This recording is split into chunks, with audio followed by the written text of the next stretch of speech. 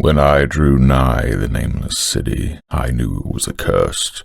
I was traveling in a parched and terrible valley under the moon, and afar saw it protruding uncannily above the sands, as parts of a corpse may protrude from an ill-made grave. Fear spoke from the age-worn stones of this hoary survivor of the deluge, this great-grandmother of the eldest pyramid, and a viewless aura repelled me and bade me retreat from antique and sinister secrets that no man should see, and no man else had dared to see. Remote in the desert of Araby lies the Nameless City, crumbling and inarticulate, its low walls nearly hidden by the sands of uncounted ages. It must have been thus before the first stones of Memphis were laid, and while the bricks of Babylon were yet unbaked.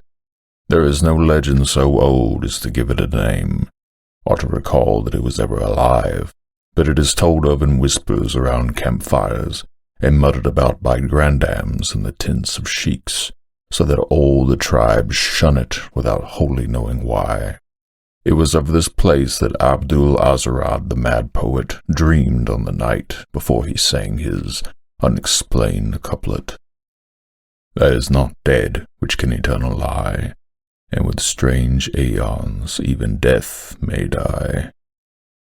I should have known that the Arabs had good reason for shunning the Nameless City, the city told of in strange tales but seen by no living man, yet I defied them and went into the untrodden wastes with my camel. I alone have seen it, and that is why no other face bears such hideous lines of fear as mine, why no other man shivers so horribly when the night wind rattles the windows. When I came upon it in the ghastly stillness of unending sleep, it looked at me, chilly from the rays of a cold moon, amidst the desert's heat. And as I returned its look, I forgot my triumph at finding it, and stopped still with my camel to wait for the dawn.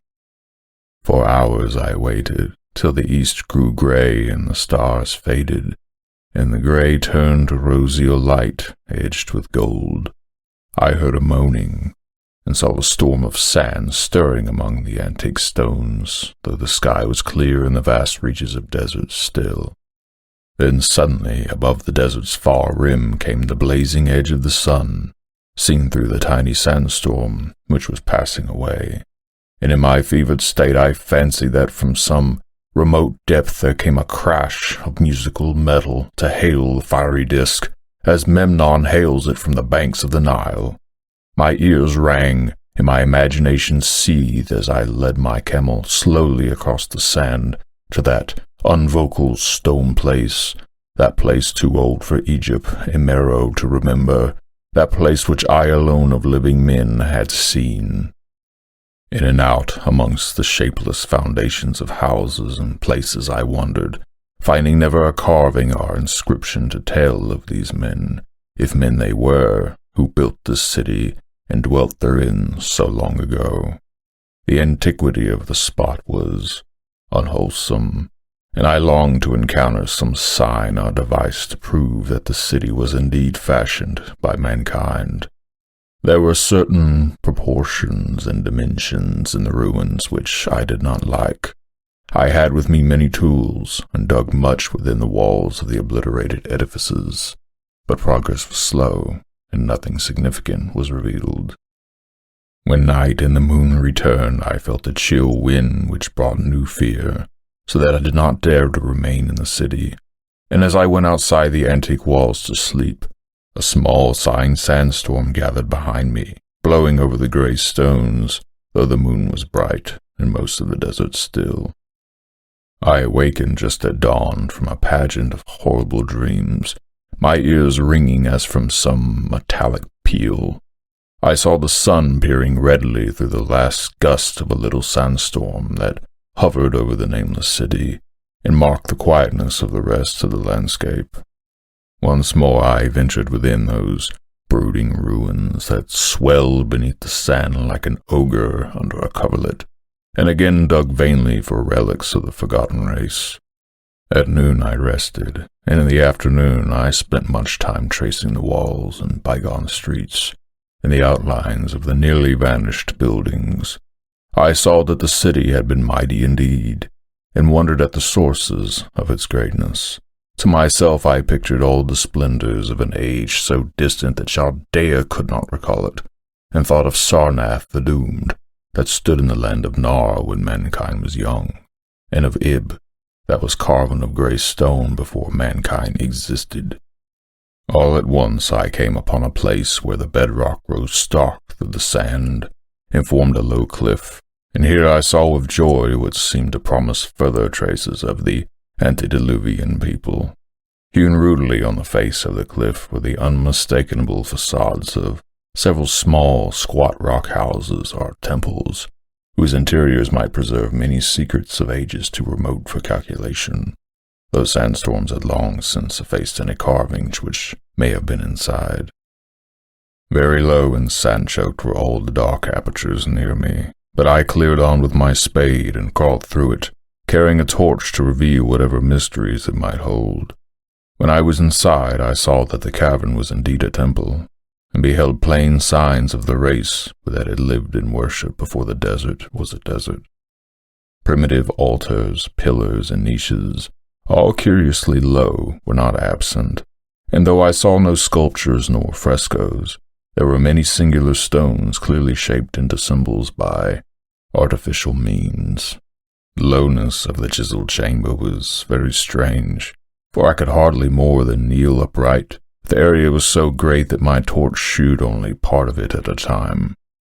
I shuddered oddly in some of the far corners, for certain altars and stones suggested forgotten rites of terrible, revolting, and inexplicable nature, and made me wonder what manner of men could have made and frequented such a temple. When I had seen all that the place contained, I crawled out again, avid to find what the temples might yield. Night had now approached, yet the tangible things I had seen made curiosity stronger than fear, so that I did not flee from the moon-cast shadows that had daunted me when I first saw the Nameless City. In the twilight I cleared another aperture with a new torch, crawled into it, finding more vague stones and symbols, though nothing more definite than the other temple had contained. The room was just as low, but much less broad, ending in a very narrow passage crowded with obscure and cryptical shrines. About these shrines I was prying when the noise of a wind and my camel outside broke through the stillness and drew me forth to see what could have frightened the beast. The moon was gleaming vividly over the primeval ruins, lighting a dense cloud of sand that seemed blown by a strong but decreasing wind from some point along the cliff ahead of me. I knew it was this chilly, sandy wind which had disturbed the camel, and was about to lead him to a place of better shelter when I chanced to glance up and saw that there was no wind atop the cliff. This astonished me and made me fearful again, but I immediately recalled the sudden local winds I had seen and heard before at sunrise and sunset, and judged it was a normal thing. I decided that it came from some rock fissure leading to a cave, and watched the troubled sand to trace it to its source, soon perceiving that it came from the black orifice of a temple long distance south of me, almost out of sight. Against the choking sand cloud I plodded toward this temple, which as I neared it loomed larger than the rest, and shewed a doorway far less clogged with caked sand. I would have entered had not the terrific force of the icy wind almost quenched my torch. It poured madly out of the dark door, sighing uncannily as it ruffled the sand and spread among the weird ruins. Soon it grew fainter, and the sand grew more and more still, till finally all was at rest again. But a presence seemed stalking among the spectral stones of the city, and when I glanced at the moon, it seemed to quiver as though mirrored in unquiet waters. I was more afraid than I could explain, but not enough to dull my thirst for wonder. So as soon as the wind was quite gone, I crossed into the dark chamber from which it had come.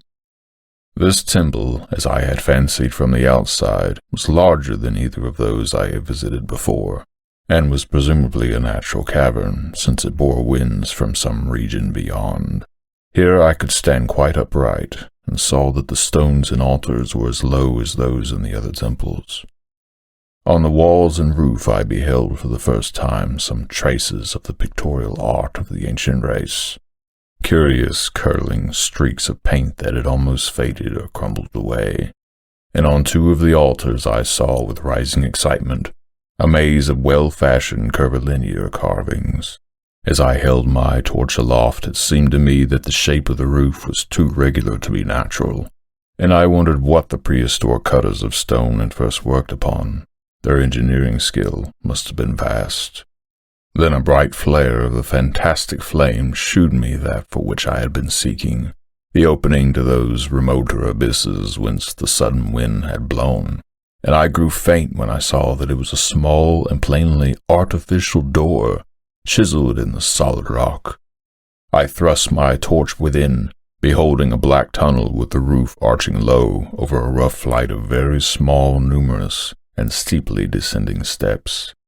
I shall always see those steps in my dreams, for I came to learn what they meant. At the time I hardly knew whether to call them steps or mere footholds in a precipitous descent. My mind was whirling with mad thoughts, and the words and warning of Arab prophets seemed to float across the desert from the lands that men know to the Nameless City that men dare not know. Yet I hesitated only for a moment before advancing through the portal and commencing to climb cautiously down the steep passage, feet first, as though on a ladder. It is only in the terrible phantasms of drugs or delirium that any other man can have such a descent as mine.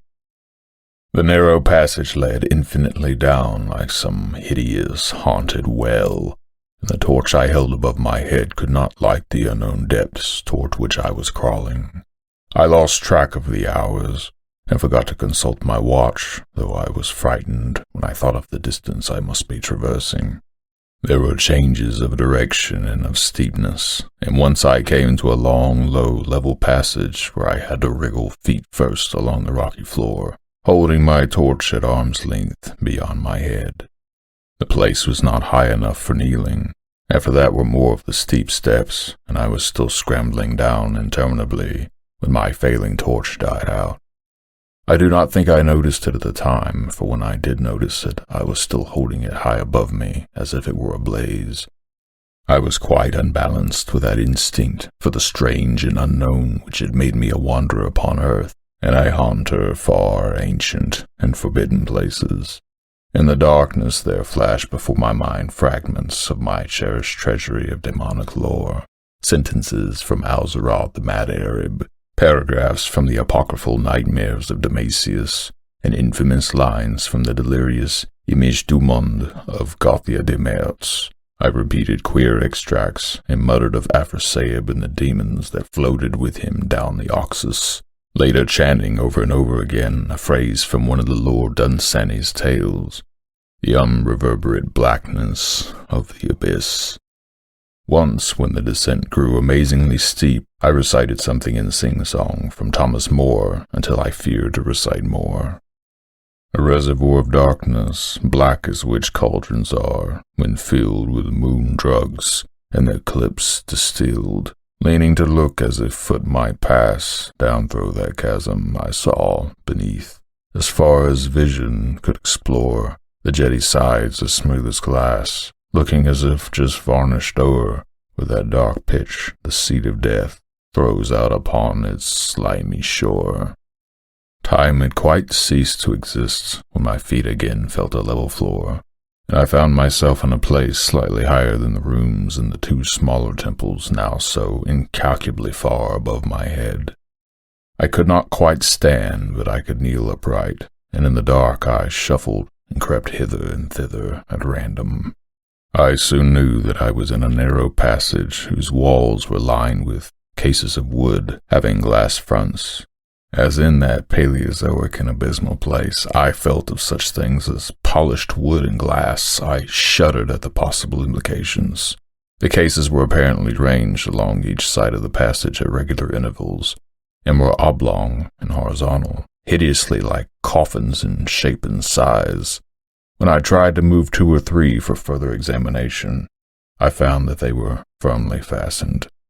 I saw that the passage was a long one, so floundered ahead rapidly in a creeping run, which would have seemed horrible had any eye watched me in the blackness, crossing from side to side occasionally to feel of my surroundings, and be sure the walls and rows of cases still stretched on. Man is so used to thinking visually that I almost forgot the darkness, and pictured the endless corridor of wooden glass and its low-studded monotony as though I saw it.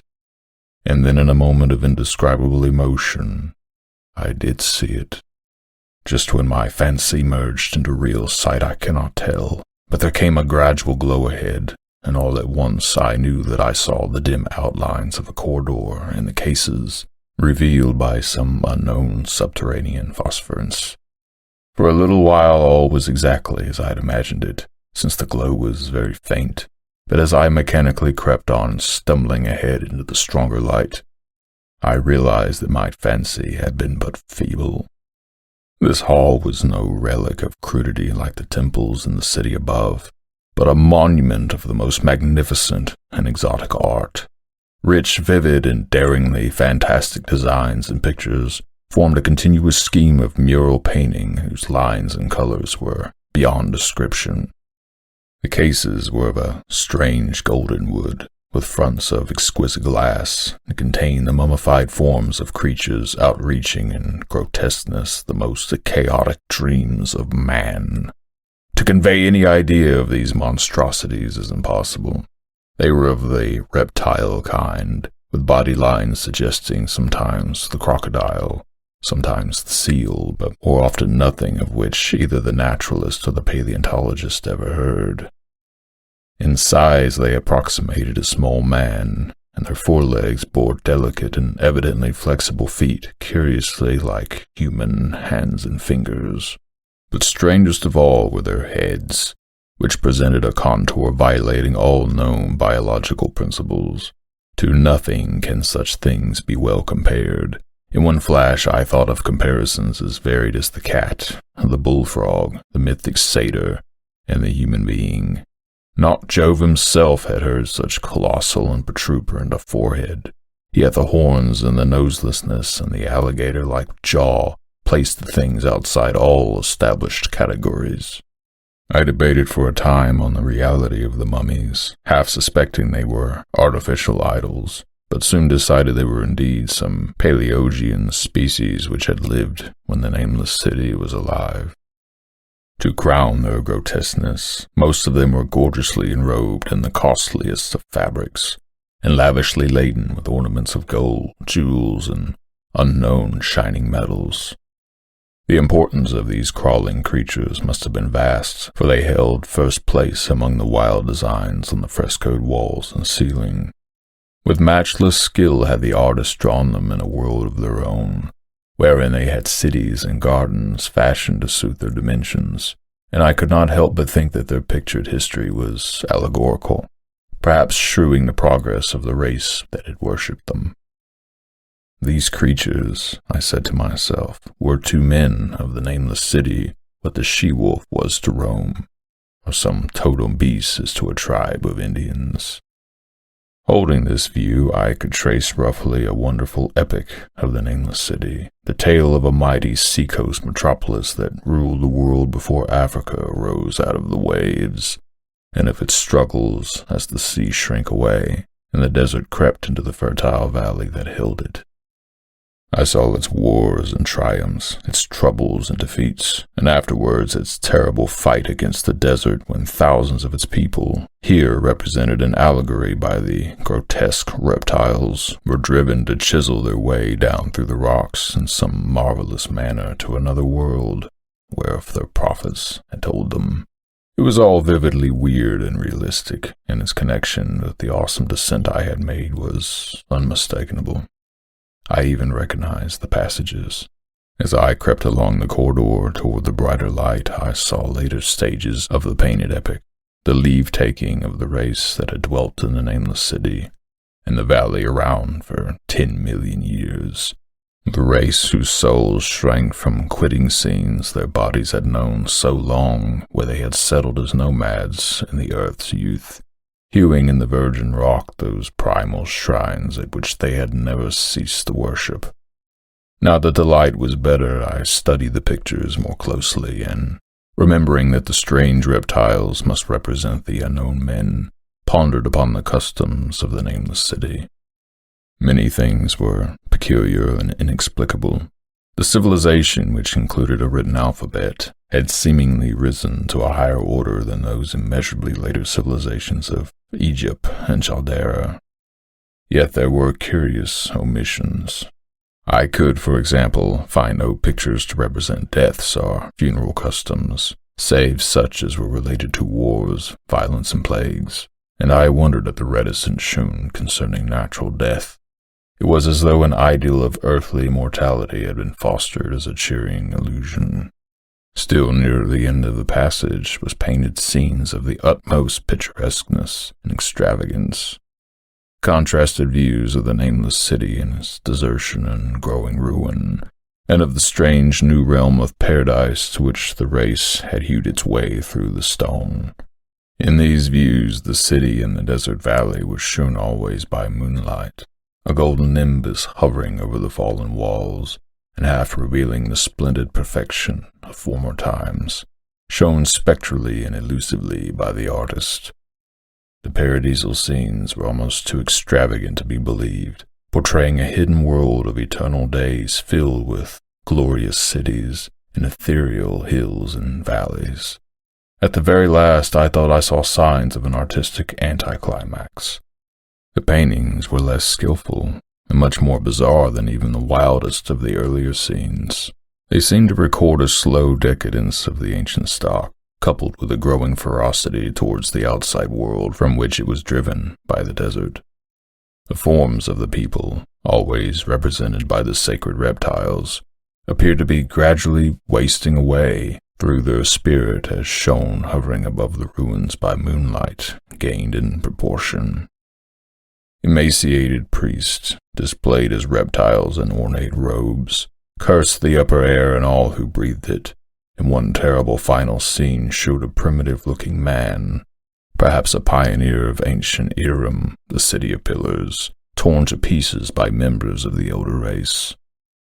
I remembered how the Arabs fear the Nameless City, and was glad that beyond this place the grey walls and ceiling were bare. As I viewed the pageant of mural history, I had approached very closely to the end of the low sealed hall, and was aware of a great gate through which came all the illuminating phosphorescence. Creeping up on it, I cried aloud in transcendent amazement at what lay beyond, for instead of other and brighter chambers, there was only an illimitable void of uniform radiance.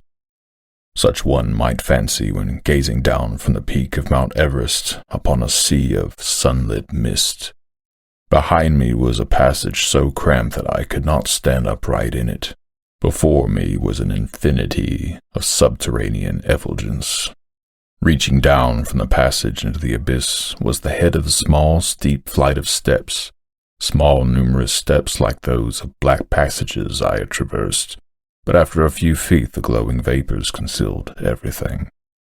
Swung back open against the left-hand wall of the passage was a massive door of brass, incredibly thick and decorated with fantastic bas-reliefs, which could, if closed, shut the whole inner world of light away from the vaults and passages of rock. I looked at the steps, and for the nonce dared not try them. I touched the open brass door, and could not move it.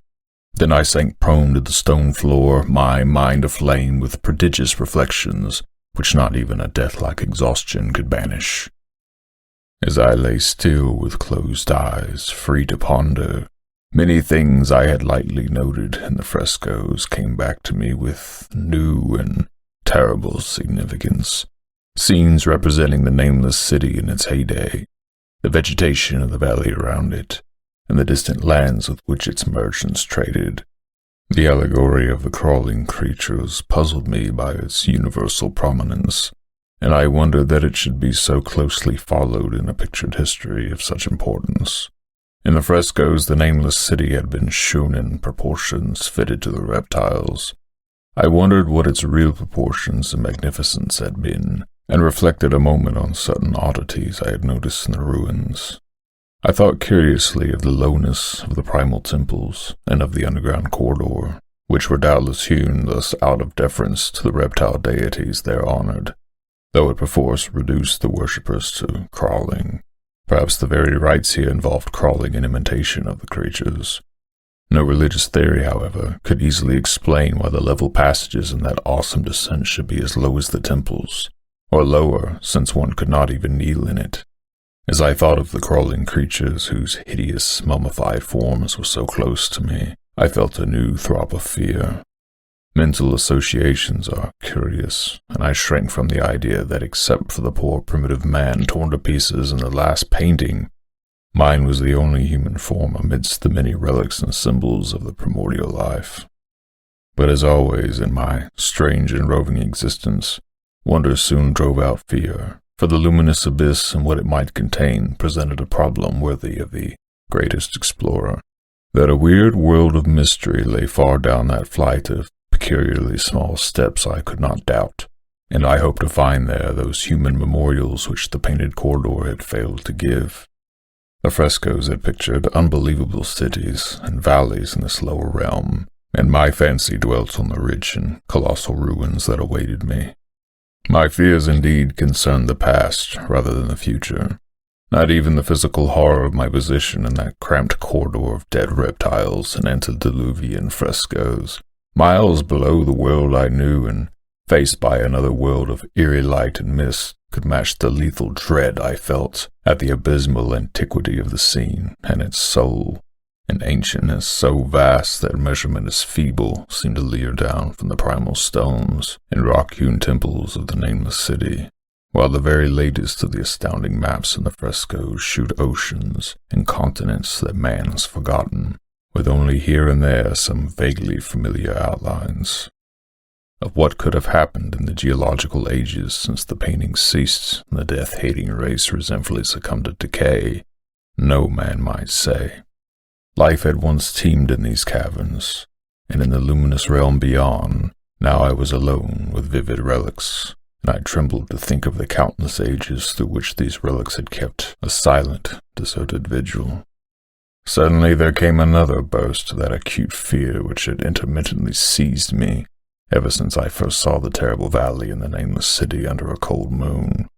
And despite my exhaustion, I found myself starting frantically to a sitting position, and gazing back along the black corridor towards the tunnels that rose to the outer world. My sensations were much like those which had made me shun the Nameless City at night, and were as inexplicable as they were poignant.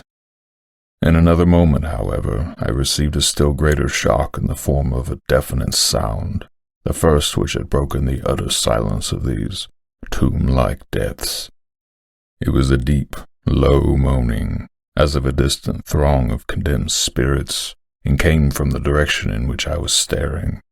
Its volume rapidly grew, till it soon reverberated rightfully through the low passage, and at the same time I became conscious of an increasing draught of cold air, likewise flowing from the tunnels in the city above. The touch of this air seemed to restore my balance, for I instantly recalled the sudden gusts which had risen around the mouth of the abyss each sunset and sunrise, one of which had indeed revealed the hidden tunnels to me.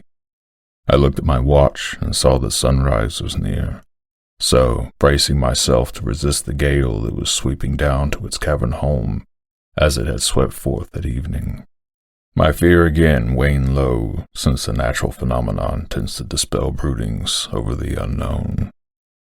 More and more madly poured the shrieking, moaning night wind into the gulf of the inner earth. I dropped prone again and clutched vainly at the floor for fear of being swept bodily through the open gate into the phosphorescent abyss. Such fury I had not expected, and as I grew aware of an actual slipping of my form towards the abyss, I was beset by 1,000 new terrors of apprehension and imagination. The malignancy of the blast awakened incredible fancies. Once more I compared myself shudderingly to the only human image in that frightful corridor, the man who was torn to pieces by the nameless race, for in the fiendish clawing of the swirling currents, there seemed to abide a vindictive rage, all the stronger because it was largely impotent. I think I screamed frantically near the last. I was almost mad, but if I did so, my cries were lost in the hell-born babble of the howling wind wraiths. I tried to crawl against the murderous, invisible torrent, but I could not even hold my own as I was pushed slowly and inexorably towards the unknown world.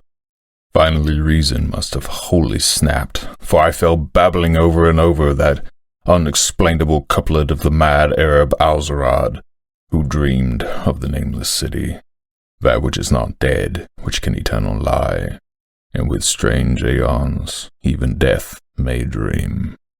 Only the grim, brooding desert gods know what really took place, what indescribable struggles and scrambles in the dark I endured, or what Abaddon guided me back to life, where I must always remember and shiver in the night wind till oblivion, or worse, claims me.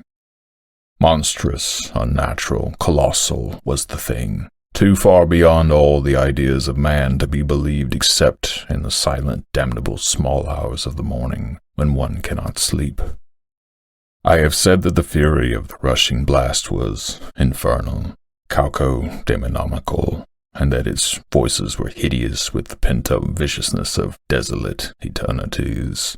Presently these voices, while still chaotic before me, seemed to my beating brain to take articulate form behind me, and down there in the grave of unnumbered aeon-dead antiquities, leagues below the dawn-lit world of men, I heard the ghastly cursing and snarling of strange-tongued fiends.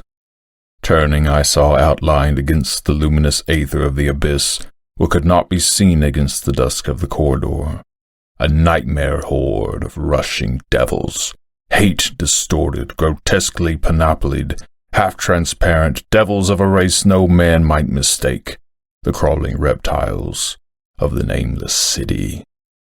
And as the wind died away, I was plunged into the ghoul-pool darkness of Earth's bowels, for behind the last of the creatures the great brazen door clanged shut with a deafening peal of metallic music, whose reverberations swelled out to the distant world to hail the rising sun, as Memnon hails it from the banks of the Nile.